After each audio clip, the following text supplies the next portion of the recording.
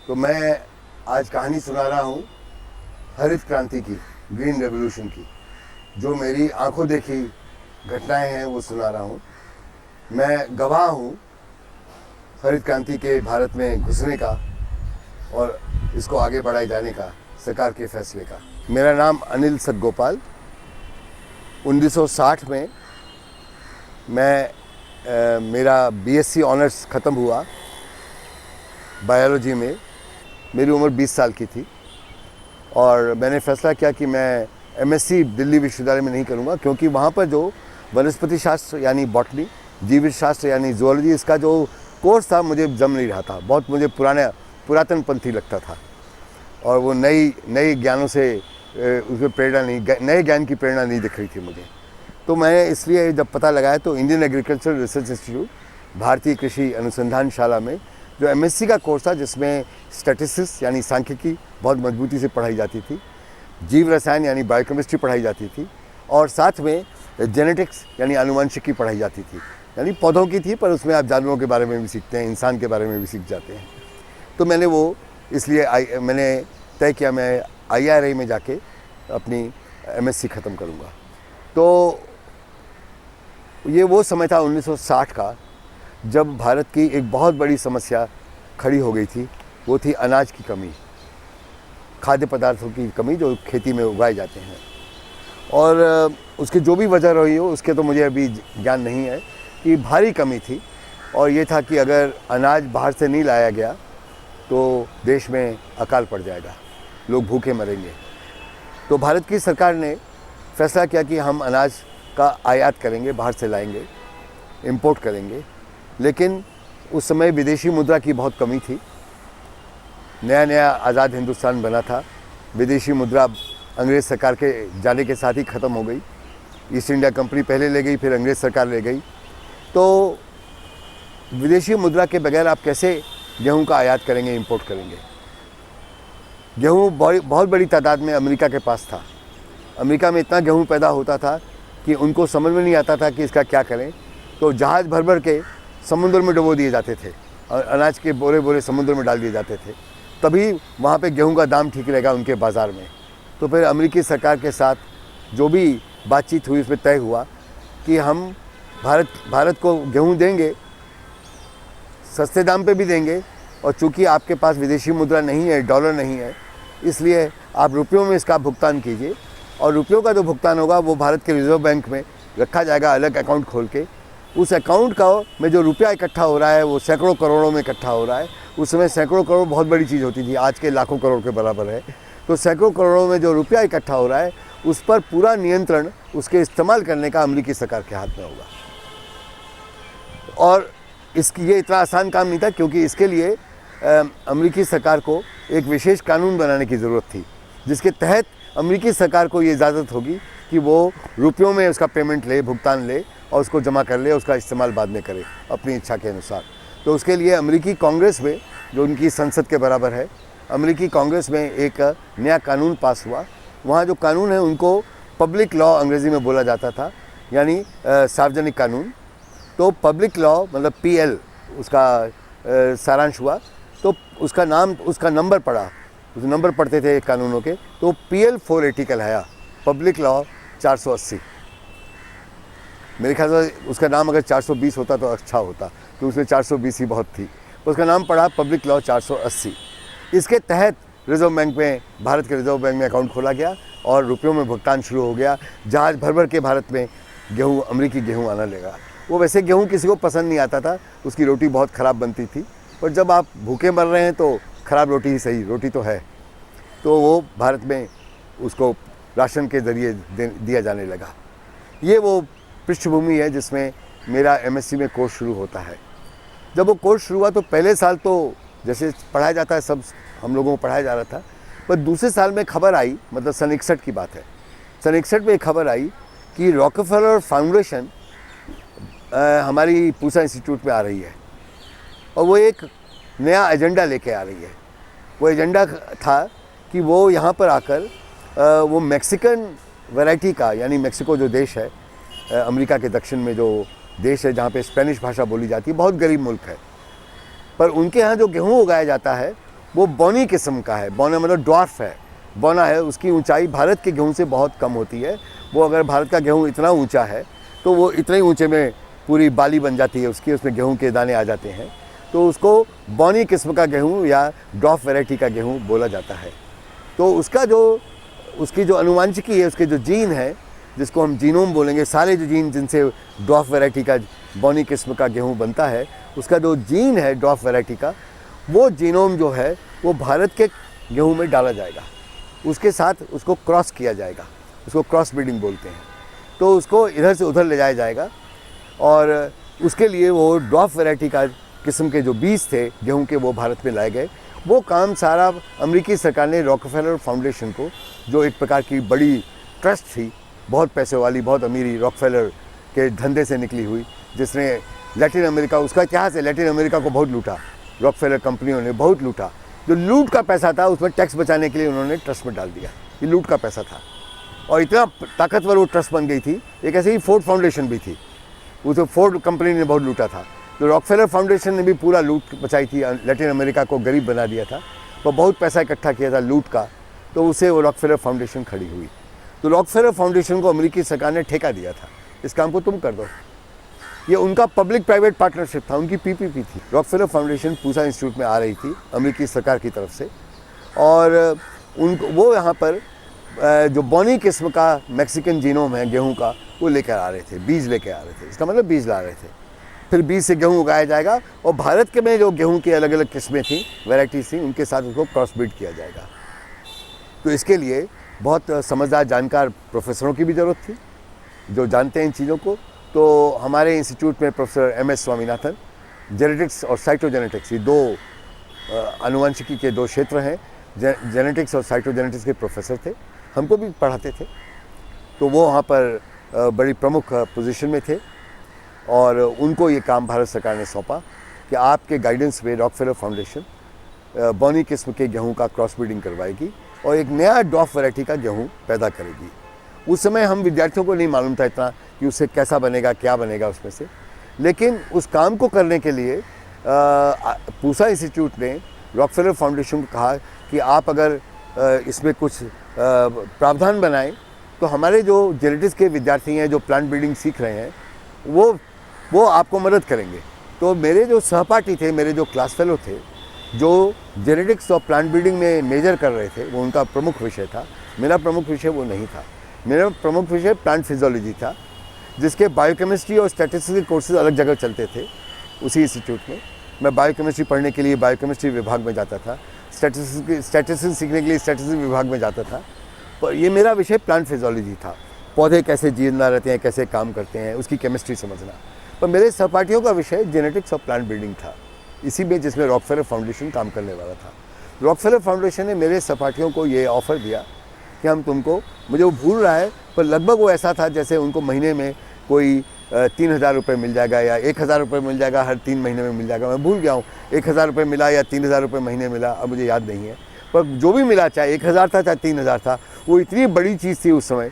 उस समय तो 200 रुपये के भी मिल जाना बहुत बड़ी चीज़ होती थी, बहुत बड़ी चीज़ थी।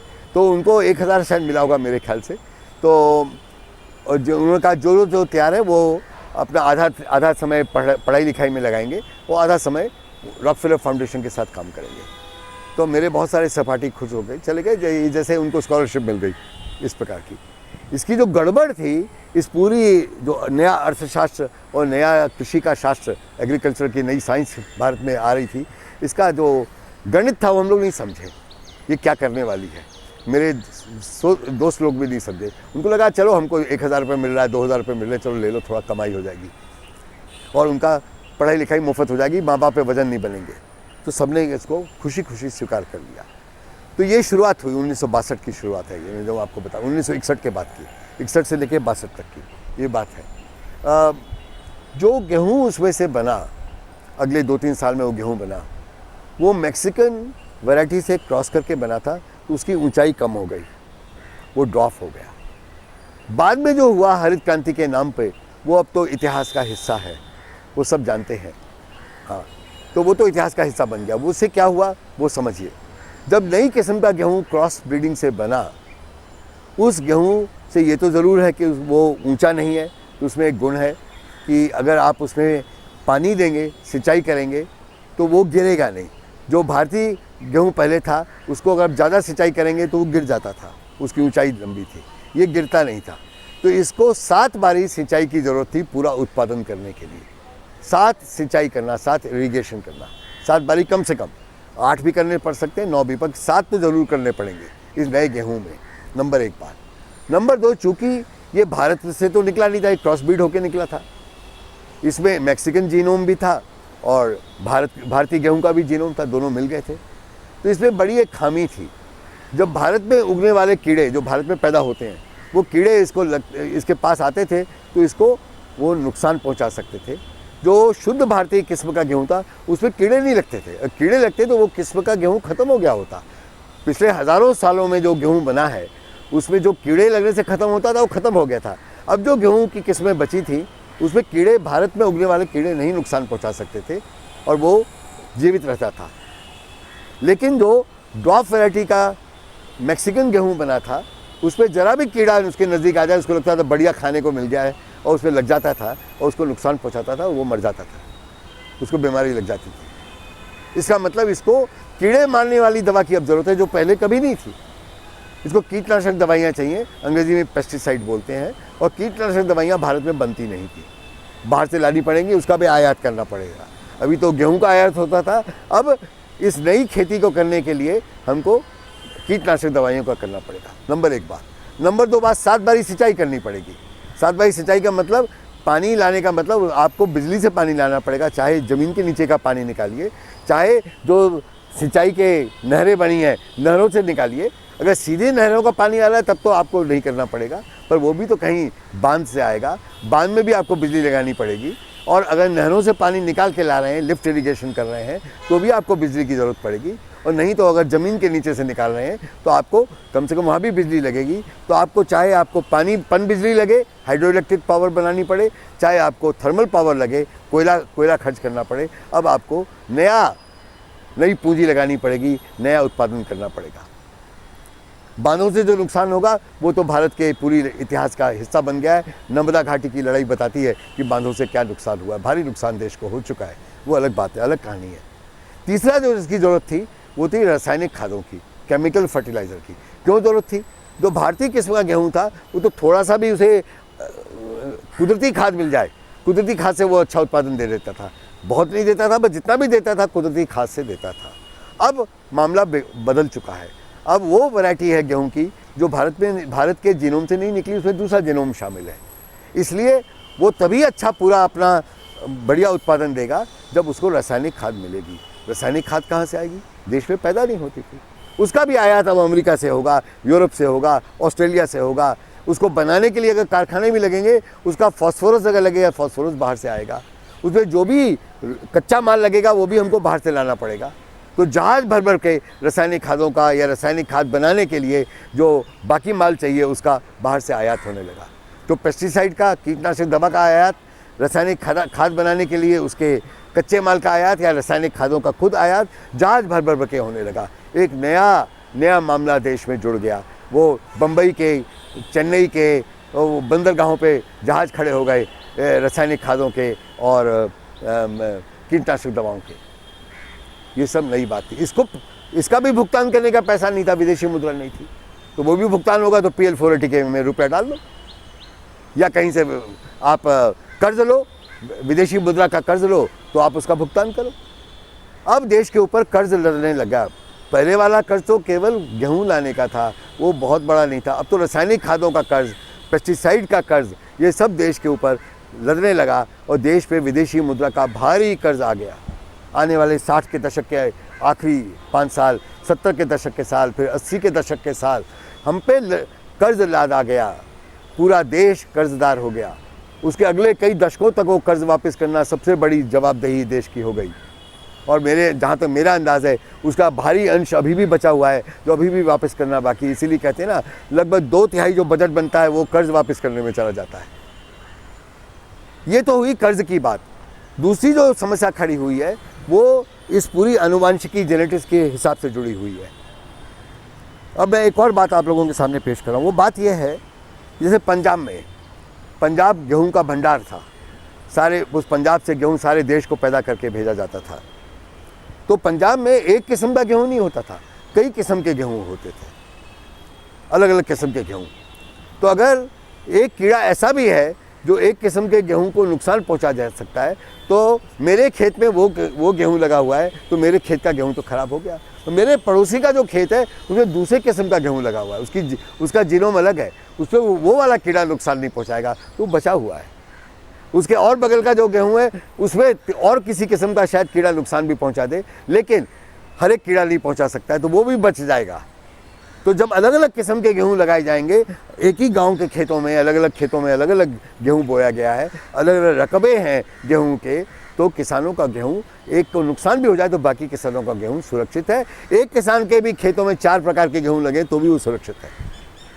पर अब एक वैरायटी का गेहूं बनता है, वो सारे पंजाब के किसानों को सप्लाई कर दिया जाता है, सब कृषि विस्तार दफ्तरों से, एग्रीकल्चर एक्सटेंशन ऑफिस से सारे पंजाब में फैल जाता है। बाद में उत्तर प्रदेश में फैलता है, मध्य प्रदेश में फैलता है, राजस्थान में फैलता है, उसके बाद दक्षिण भारत में जाना शुरू करता है, महाराष्ट्र में जाता है। एक ही किस्म का गेहूं सब जगह भेजा जा रहा है। एक कीड़ा लगा तो सारा गांव का खेत खत्म, उस पूरे इलाके का खेत खत्म। एक नई समस्या खड़ी हो गई। अब कोई गांव के खेत में बच ही नहीं सकता गेहूं, एक खेत खत्म हुआ तो सब खेत खत्म।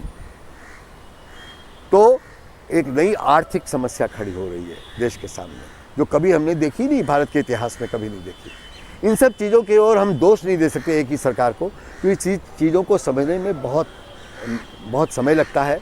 और अगर ये सब नुकसान देश का नहीं हुआ होता तो हम आज भी नहीं समझ पाते। हम अब कम से कम वहाँ तो पहुँचे, हमको मालूम है ये नुकसान हो सकता है। रासायनिक खादें जब बड़ी मात्रा में दी गई तो इसका एक और नुकसान हुआ। शुरू में तो उत्पादन बहुत बढ़ा, पंजाब में उत्पादन बढ़ा। मैं मध्य प्रदेश का रहने वाला हूँ, मेरे मध्य प्रदेश में उत्पादन बढ़ा। जहाँ पे पहले 1 एकड़ में 9 क्विंटल 10 क्विंटल मुश्किल से पैदा होता था, या 8 ही क्विंटल पैदा होता था 1 एकड़ में, उसमें 1 एकड़ के अंदर 20 क्विंटल 25 क्विंटल पैदा होने लगा। तो सारे किसानों की आंखों में भी लालच आ गया, गजब की बात है, अब मेरे खेत से 20 क्विंटल निकलेगा।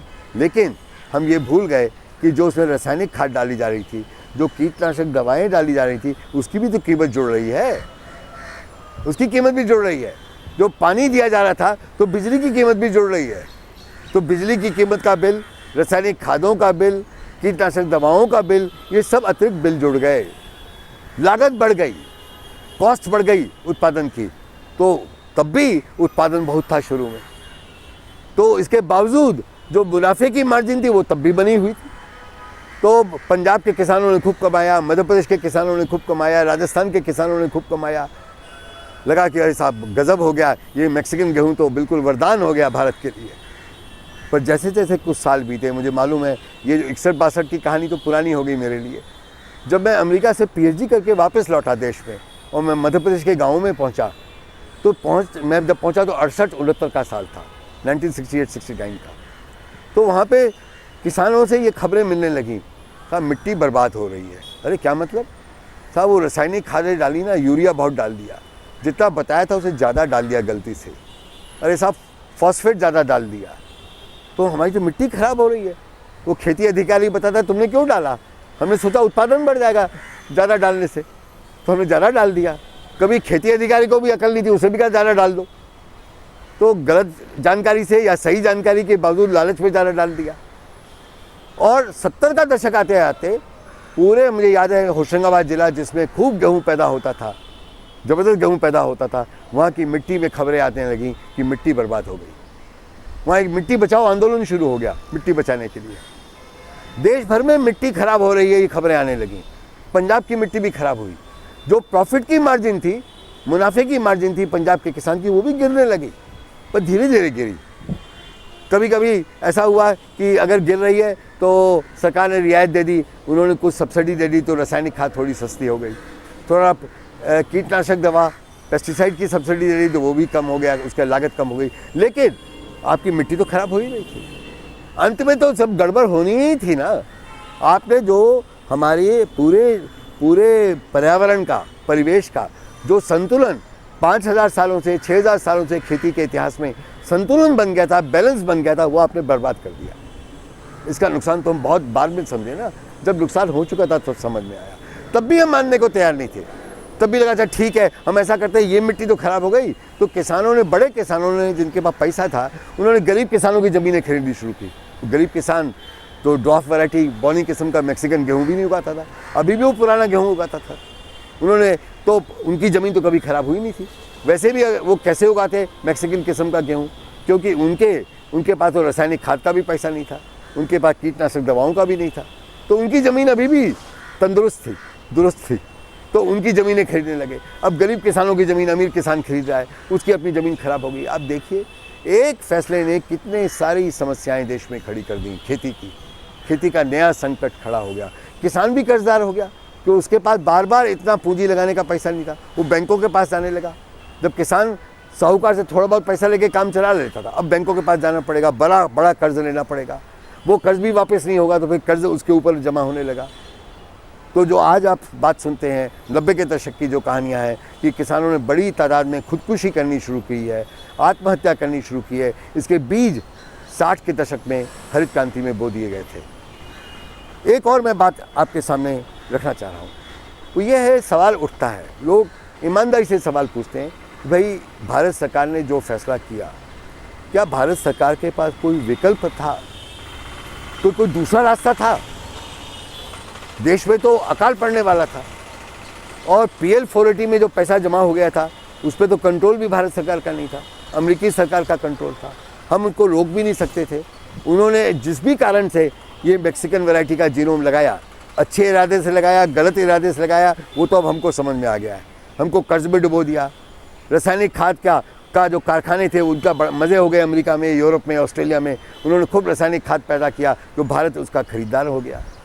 खूब कीटनाशक दवाएं उन्होंने बनाई, भारत उसका खरीदार हो गया। हाँ, यहाँ पे भी बात सुना देनी चाहिए कि याद कीजिए भोपाल का 1984 का गैस कांड, जहरीली गैस कांड, दुनिया के औद्योगिक हादसों में सबसे बड़ा, दुनिया के इतिहास में सबसे बड़ा औद्योगिक हादसा 1984 का 3 दिसंबर की रात का, जब आधी रात को यूनियन कार्बाइड कॉरपोरेशन, एक बड़ी भारी बहुराष्ट्रीय कंपनी अमेरिका से आई हुई, वे एक बहुत बड़ी बहुराष्ट्रीय कंपनी, उसका ये औद्योगिक हादसा, रात को उनका जहरीली गैस का जो टैंक था फट गया। जो उसमें से गैस निकली सारे भोपाल शहर में फैल गई। जो उसके आसपास झुग्गी झोपड़ियाँ थी वहाँ के लोग मरने शुरू हो गए। 10,000 लोग तो उसी रात को मरे हैं, बाकी जख्मी हो गए। आज भी 5 लाख जनता भोपाल शहर की जो है वो आज भी बीमार है, उसका कोई इलाज नहीं है। ये हादसा क्यों हुआ? यूनियन कार्बाइड का ये प्लांट, ये कारखाना क्यों खोला गया? क्योंकि हरित क्रांति भारत में लाई गई, इसमें कीटनाशक दवाएं थी, पैदा इसकी ज़रूरत थी। कीटनाशक दवाएं हम नहीं बनाते थे। यूनियन कार्बाइड कीटनाशक दवाएं अमेरिका में बनाता था, उसको बनाना आता था, ये जहर बनाना उसको आता था। तो इस जहर का उत्पादन करने के लिए यूनियन कार्बाइड कॉरपोरेशन को इजाज़त दी गई भोपाल शहर के बाहरी इलाके में, जहाँ पर झुग्गी झोपड़ियाँ थी। उसने वहाँ पर अपना कारखाना खोला 70 के दशक में, 1970s में अपना कारखाना खोला। वो कारखाने के ऊपर ज़्यादा हम निगरानी नहीं रख पाए, क्योंकि हमको भी कीटनाशक दवाएं चाहिए थी। अगर निगरानी रखेंगे और उन पर सारे नियम डालेंगे तो उनकी लागत बढ़ जाएगी। उनकी लागत बढ़ जाएगी तो यूनियन कार्बाइड कॉरपोरेशन देश का कल्याण करने के लिए नहीं आई थी, वो पैसा कमाने के लिए आई थी। तो जब उनको लगेगा लागत कम हो रही है तो यूनियन कार्बाइड प्लांट वो बंद कर देंगे। वो यूनियन कार्बाइड से कीटनाशक दवाएँ बनाते रहें, इसलिए बहुत ज़रूरी था उन पर ज़्यादा निगरानी मत रखो। तो सरकार की भी मजबूरी थी, उन्होंने ज़्यादा निगरानी नहीं रखी। निगरानी की कमी के कारण उन्होंने मनमानी करी। जब मनमानी करी तो उनका सारा जो इंस्पेक्शन का सिस्टम था, जो सुरक्षा का इंतज़ाम था, वो कमज़ोर पड़ गया और 3 दिसंबर 1984 को उनका जहरीली गैस का टैंक फट गया। उसका हम अभी भी उसका जो नुकसान हुआ आज भी पूरा नहीं कर पाए हैं, क्योंकि 5 लाख लोग भोपाल के बीमार हैं। यूनियन कार्बाइड कॉरपोरेशन पे जब केस किया भारत सरकार ने, तो केस से बचने के लिए भी तौर तरीके निकाले यूनियन कार्बाइड ने। अंत पे मैं उस डिटेल में नहीं जा रहा हूँ आज। जो यूनियन कार्बाइड ने तौर तरीके निकाले, जो चालाकियाँ की, वो चालाकियाँ की और भारत के वैज्ञानिक प्रतिष्ठानों को, चाहे वो मेडिकल रिसर्च के हों, चाहे वो इंडस्ट्रियल रिसर्च के हों, उनको सही ढंग से सबूत नहीं इकट्ठे करने दिए गए। और चूँकि सबूत इकट्ठे नहीं हुए, जब मामला सुप्रीम कोर्ट में पहुँचा 1988 में, 1988 में, तो सुप्रीम कोर्ट ने जो सबूत मांगे तो सबूत तो बनाए ही नहीं गए, इकट्ठे नहीं किए गए थे। इसलिए यूनियन कार्बाइड केवल थोड़ा सा नाम मात्र पैसा देके बच गया। नहीं तो यूनियन कार्बाइड कॉरपोरेशन का नामो निशान दुनिया से मिट जाता। हम नहीं मिटा पाए क्योंकि हमारे वैज्ञानिक एस्टेब्लिशमेंट को भी, वैज्ञानिक प्रयोगशालाओं को भी सबूत इकट्ठे करने की इजाज़त नहीं दी गई यूनियन कार्बाइड के दबाव में। ये बहुराष्ट्रीय पूंजी का जो ये मामला है, इसको हम कभी नहीं अलग कर सकते हरित क्रांति के इस नए मॉडल से, विकास के नए मॉडल से। अब मैं वापस आ रहा हूँ, क्या कोई विकल्प था, कोई वैकल्पिक रास्ता था? हाँ था, बिल्कुल था।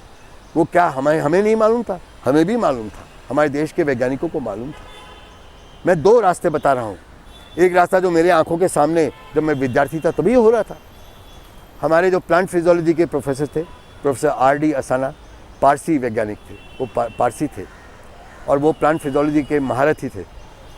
तो जब उन्होंने देखा ये नया संकट खड़ा हो रहा है, हमको ज़्यादा उत्पादन करने वाला गेहूँ चाहिए, वो क्रॉस ब्रीडिंग के पक्ष में नहीं थे कि मैक्सिकन जीनोम को क्रॉस ब्रीड किया जाए भारतीय जीनोम के साथ, इसके पक्ष में नहीं थे।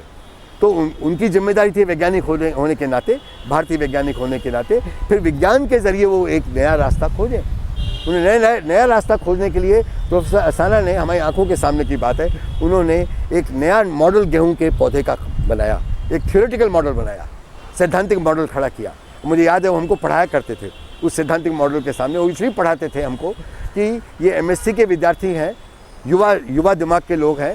जब वो मॉडल पेश करेंगे तो अपने युवा दिमाग से वो कुछ सवाल पूछेंगे, उस सवाल से अगर कोई उनसे गलती हो रही होगी मॉडल बनाने में, उनको गलती समझ में आ जाएगी, उसको ठीक कर लेंगे। तो उन्होंने, मुझे याद है, ब्लैक बोर्ड के ऊपर वो मॉडल बनाया एक गेहूं का। उनका इरादा था कि गेहूं में जो पत्ती लगती है वो पत्ती एक कोण के ऊपर ऐसे है, अगर उसका ऐसा वैरायटी चुन ले, गेहूं की तो सैकड़ों किस्मों की वैरायटी भारत में थी, एक ऐसी किस्म की वैरायटी खोज लें जो 5000 साल से बनाई जा रही है, धीरे धीरे बन रही है, वो चुन लें जिसका जो पत्ती का जो कोण है ऐसा नहीं है, ऐसा सीधा पेड़ जा रहा है, पौधा है गेहूं का, वो ऐसा नहीं है, वो झुका हुआ है, वो 45 डिग्री या 40 डिग्री के एंगल पे नहीं है, वो 60 डिग्री के एंगल पे है। तो उसकी ज़्यादा जो सतह है वो सूरज की रोशनी के सामने आ जाएगी, ऐसा होने से कम आती है, ऐसा होने से बढ़ जाएगी। इतना अगर परिवर्तन कर दें तो गेहूं के पौधे की हर पत्ती ज़्यादा सूरज की रोशनी सोखने लगेगी। हम सब जानते हैं सूरज की रोशनी जो पौधा सोखता है उसको, उसमें जो क्लोरोफिल होता है पौधे में, हरी पत्ती में, क्लोरोफिल से उसकी जो प्रतिक्रिया होती है, उससे क्लोरोफिल कार्बन डाइऑक्साइड जो होती है हवा में, उसको सोख कर कार्बोहाइड्रेट का निर्माण करता है। और जो वो कार्बोहाइड्रेट बनता है वो गेहूं की पत्ती से निकल के उसके अंदर के तने से होके गेहूं की बाली में जाता है और गेहूं की बाली में गेहूं के दाने बनाता है। वो कार्बोहाइड्रेट के दाने होते हैं जो हम खाते हैं, उसकी रोटी बनाते हैं और खाते हैं।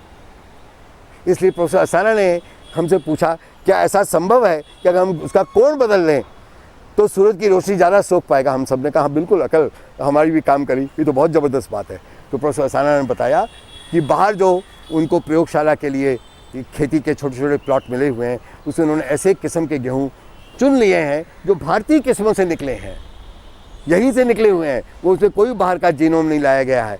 और इसलिए वो उनको कीटनाशक दवाओं की ज़रूरत नहीं है, उनको रासायनिक खाद की ज़रूरत नहीं है, न उनको कीटनाशक दवाई चाहिए न रासायनिक खाद चाहिए। उनको 7 बारी सिंचाई भी नहीं करनी है, वो 4 या 5 बारी सिंचाई करने से उसका जो भी अधिकतम उत्पादन हो सकता है गेहूं का हो जाएगा, पर अब ज़्यादा होगा क्योंकि उन्होंने उसका कोण बदल दिया है, पत्ती का कोण। इतना ही किया और कुछ नहीं किया, कोई बाहर का जीन नहीं लाया गया है। और उन्होंने हमको बाहर जाके दिखाया, देखो ये पत्तियाँ हैं जिसका कोण बदला हुआ, वो अपने देसी किस्म की है जो हमारे यहाँ उगाई जाती है उसी इलाके में, हरियाणा में और दिल्ली के गाँव में, और ये वो है जो मैंने चुना है, इन्हीं में से चुन के निकाला है। सिलेक्शन किया, इसको सिलेक्शन बोलते हैं। ये सिलेक्शन किया है, कोई क्रॉस ब्रीडिंग नहीं हुआ है। जो आज की वैरायटीज़ हैं, किस्में हैं गेहूं की, जो देश में पिछले 5000 सालों से किसान चुनता रहा है, वैज्ञानिक ढंग से अपने आप ही चुनता रहा है, और जो उसको अच्छा लगा उसने उगाना शुरू कर दिया, तो चुनता रहा है। उसी में से एक उन्होंने वो गेहूं का पौधा चुन लिया जिसकी सारी पत्तियाँ ऐसे थी, ऐसे नहीं थी, ऐसे थी, इतना ही फ़र्क था। और इसको चुन के उन्होंने उसके बीज निकाले प्रोफेसर असाना ने, और उन्होंने एक और खेत में बो दिए, एक और क्यारी में बो दिए। उसमें जो गेहूँ उगे वो सब ऐसी पत्ती वाले थे, उनके सारे बीज इकट्ठे किए और फिर बो दिए, और इस तरीके से उन्होंने भारी मात्रा में बीज इकट्ठे कर लिए। और उन्होंने प्रस्ताव दिया इसको माना जाए, नहीं माना। रॉकफेलर फाउंडेशन अमेरिका सरकार की प्रतिनिधि भारत में मौजूद थी, वो तो कुछ और करने आई थी, वो भारत में बाजार खोलने आई थी कीटनाशक दवाओं का, पेस्टिसाइड का, रासायनिक खादों का, केमिकल फर्टिलाइजर का। वो कहाँ इजाज़त देती। अगर प्रोफेसर अस्थाना का पौधे गेहूँ के पौधे का नया मॉडल और उसके जो बीज तैयार हो गए थे उसको इजाज़त मिल जाती तो रॉकफेलर फाउंडेशन को अपना बोरिया बिस्तर बांध के वापस जाना पड़ता। भारत में उनकी वाली हरित क्रांति नहीं होती और देश कर्ज में नहीं डूबता। भारत के किसानों की मिट्टी खराब नहीं होती। भारत में किसान खुदकुशी नहीं करते, आत्महत्या नहीं करते, कर्ज में नहीं डूबते, तो खुदकुशी भी नहीं करते। क्या होता, एक नई किस्म की वैरायटी उगाई जाती जो जो धूप है, सूरज की धूप है, उसको ज़्यादा सोखती और ज़्यादा कार्बोहाइड्रेट पैदा करती और अच्छा गेहूँ पैदा करती। ठीक है, 25 क्विंटल नहीं करती, 20 क्विंटल नहीं करती, अरे पहले वो 5-6 क्विंटल करती थी, 8-10 क्विंटल तो करेगी। और उसको ज़्यादा सात बारिश सिंचाई नहीं चाहिए, इसलिए जहाँ पे थोड़ी बहुत भी बारिश होती है वहाँ भी उगाया जा सकता था। ये दूसरा रास्ता था, इसको दबा दिया गया, इसको आगे नहीं बढ़ने दिया गया। एक और रास्ता था, वो रास्ता ये था कि हम इसी तरीके से भारत में जो गेहूँ उगाया जाता है सैकड़ों किस्मों का, उसमें एक वो किस्म का गेहूँ चुन ले जिसकी 5 क्विंटल की जगह 8 या 9 क्विंटल गेहूँ पैदा कर सकता है बिना ये कोण बदले हुए। उसमें और कुछ गुण हैं जिसके कारण वो ज़्यादा गेहूँ पैदा करता है। ये रास्ता मुझे बाद में समझ, जब हम होशंगाबाद ज़िले में पहुँचे और वहाँ पर जबलपुर कृषि विश्वविद्यालय है। जबलपुर कृषि विश्वविद्यालय जो है उसके शोध के लिए, रिसर्च के लिए, खेती में रिसर्च के लिए उनके पास वहाँ ज़मीन नहीं थी जबलपुर में, तो उन्होंने होशंगाबाद ज़िले में शहर के बाहर निकल के एक पवारखेड़ा गांव है, पवारखेड़ा में उन्होंने रिसर्च फार्म, शोध के खेत के लिए ज़मीन दे दी सरकार ने। उन्होंने वहाँ पे शोध का फार्म खोला। वहाँ पर उनके एक प्रोफेसर थे प्लांट ब्रीडिंग जेनेटिक्स के, जिनका नाम है प्रोफेसर SP सिंह, अब गुजर गए हैं, अब नहीं है। प्रोफेसर SP सिंह ने 70 के दशक में वहाँ पर ये काम शुरू किया कि जो वर्तमान किस्में हैं उसमें से मैं एक ऐसी किस्म निकालेंगे जो ज़्यादा उत्पादन करती है, 5-6 क्विंटल की जगह 8-9 क्विंटल, 10 क्विंटल भी कर देती है। उसको 7 बारी सिंचाई नहीं चाहिए, रासायनिक खाद नहीं चाहिए, उसको कीटनाशक दवाई नहीं चाहिए। कुदरती खाद, गोबर की खाद काम करेगी। उसमें थोड़ा बहुत आप और घास मिला दीजिए मिट्टी में तो उसमें भी वो खाद बन जाएगी, वो काम करेगी। जो तरीके भारत के किसानों को आते हैं उसी में ज़्यादा उत्पादन हो जाएगा। और अगर आप 3 या 4 बारी सिंचाई दे देंगे तो 8 क्विंटल की जगह वो 10 क्विंटल, 11 क्विंटल भी, 12 क्विंटल भी दे पाएगी। उन्होंने ये सिलेक्शन शुरू किया। पवारखेड़ा के अलग अलग छोटे छोटे खेतों में, क्यारियों में उन्होंने ऐसे बीज चुनने शुरू किए। जब मैं पहुंचा होशंगाबाद शहर में, काम करते करते होशंगाबाद शहर में पहुंचा, ये बात 1971-72 की है। उस समय तो नहीं, उसके 2-3 साल बाद अचानक कहीं प्रोफेसर सिंह मिल गए। उन्होंने मुझे पहचान लिया। अरे तुम यहाँ कैसे? तो मैंने नहीं पहचाना था, मैं भूल गया था। तो उन्होंने याद दिलाया, अरे भाई मैं तो जब तुम MSc कर रहे थे एग्रीकल्चर में, उस समय मैं वहाँ पर PhD कर रहा था एग्रीकल्चर में। मैं प्रोफेसर स्वामीनाथन का ही विद्यार्थी था जो तुमको पढ़ाया करते थे। मैंने उन्हीं से प्लांट ब्रीडिंग और जेनेटिक्स सीखी है। तो अब मैं यहाँ प्रोफेसर हूँ। तो मुझे याद आ गया, प्रोफेसर SP सिंह का नाम भी याद आ गया है। तो वो बोले मैं यहाँ प्रोफेसर हूँ जबलपुर कृषि विश्वविद्यालय में, और मैं नहीं मानता कि हमको कभी मैक्सिकन जीनोम के साथ क्रॉस ब्रीडिंग करनी चाहिए थी। इसलिए मैंने नया फैसला किया है, मैंने सिलेक्शन शुरू कर दिया है। और देखो मैं तुमको दिखाता हूँ, ये नर्मदा 1 वैरायटी ये 6 क्विंटल देती है, ये नर्मदा 2 वैरायटी ये 6.5 क्विंटल देती है, नर्मदा 3 वैरायटी ये 8 क्विंटल देती है, ये नर्मदा 8 वैरायटी ये 9 क्विंटल देती है। ये देखो ये नर्मदा 10 वैरायटी, नर्मदा 10 इसका नाम दिया है मैंने, ये 11 क्विंटल देती है। तो केवल 4 बारी 5 बारी सिंचाई चाहिए, कोई रासायनिक खाद नहीं चाहिए, कोई कीटनाशक दवाई नहीं चाहिए। देखिए कहानी बस यहीं पे मैं ख़त्म करूँगा ये वाली कहानी। प्रोफेसर सिंह ने ये जो नए वैरायटी के गेहूँ पैदा किए, बनाए, तो उस समय तक भारत सरकार नई नई वैरायटी के गेहूँ के प्रति बहुत सचेत हो गई थी। उनको लगता था ये भारत की सुरक्षा का मामला है, सिक्योरिटी का मामला है। तो जो भारतीय कृषि पर नज़र रखने के लिए एक परिषद बनी थी केंद्रीय सरकार की, उसका नाम है भारतीय कृषि अनुसंधान परिषद। भारतीय कृषि अनुसंधान परिषद, Indian council of agricultural research, ICAR, ये एक तरह की रेगुलेटिंग एजेंसी थी और साथ में ग्रांट देने वाली भी, रिसर्च के लिए अनुदान देने वाली भी एजेंसी थी। ICAR उस पूरे अमेरिकी पूंजीवाद के प्रभाव में ही थी और हम उनके कर्जदार बनी चुके थे, वैसे ही हम लाचार हो रहे थे। तो उनका काम था कि जो हरित क्रांति का मॉडल विकसित हो चुका है उसी के समर्थन में काम करना। इसलिए ऐसे ही नए जेनेटिक वैरायटीज़ किस्म बनाने देना जो उसी प्रकार के होंगे। अब केवल बात गेहूं की नहीं थी, वो धान की भी थी। तो धान के भी बौनी किस्म के धान भी पैदा हो गए थे इसी तरीके से जिस तरीके से गेहूं का पैदा हुआ था। तो वो ऐसी ही किस्मों के बीजों को की इजाज़त देते थे जो उस हरित क्रांति के मॉडल के लिए बनाए जाते थे। जो प्रोफेसर अस्थाना वाला मॉडल था उनको स्वीकार नहीं था।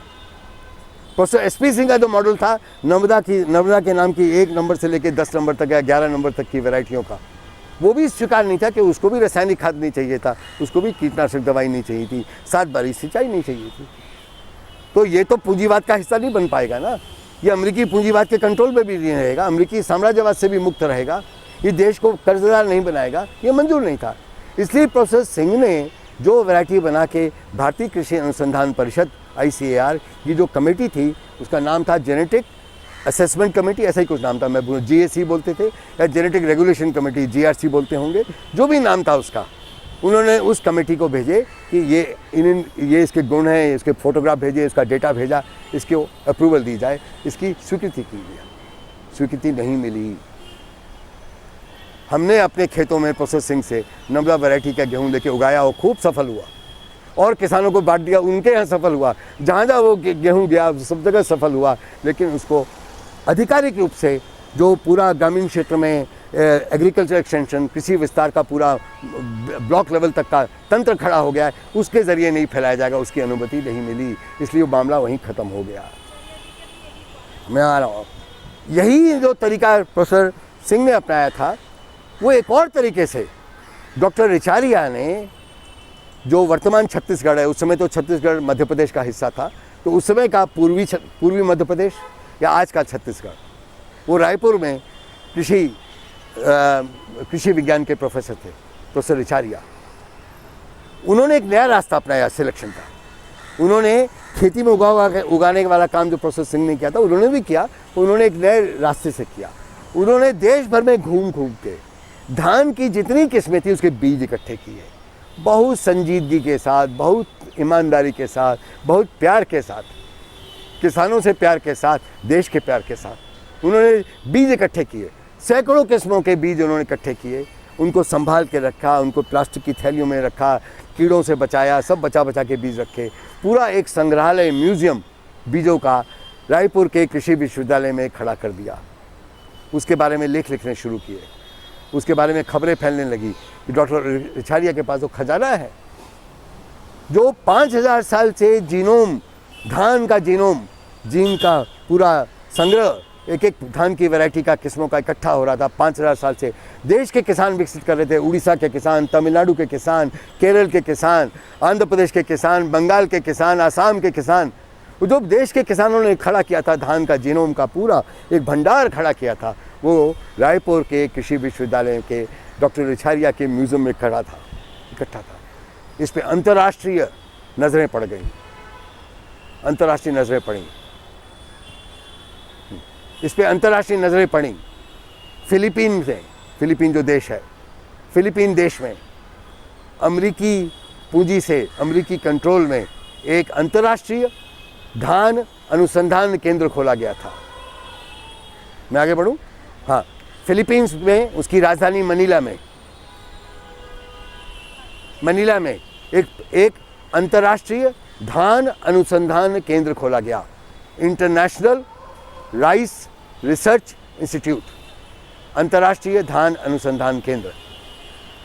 और उसमें 80 के दशक तक तो हमेशा अमेरिकी वैज्ञानिक ही रहे, पर एक समय आया, मुझे वो समय याद नहीं आ रहा है, एक समय आया जब जो हमारी ICR थी, इंडियन काउंसिल एग्रीकल्चर रिसर्च, उसके महानिदेशक प्रोफेसर MS स्वामीनाथन उसके महानिदेशक थे, उसके डायरेक्टर जनरल थे।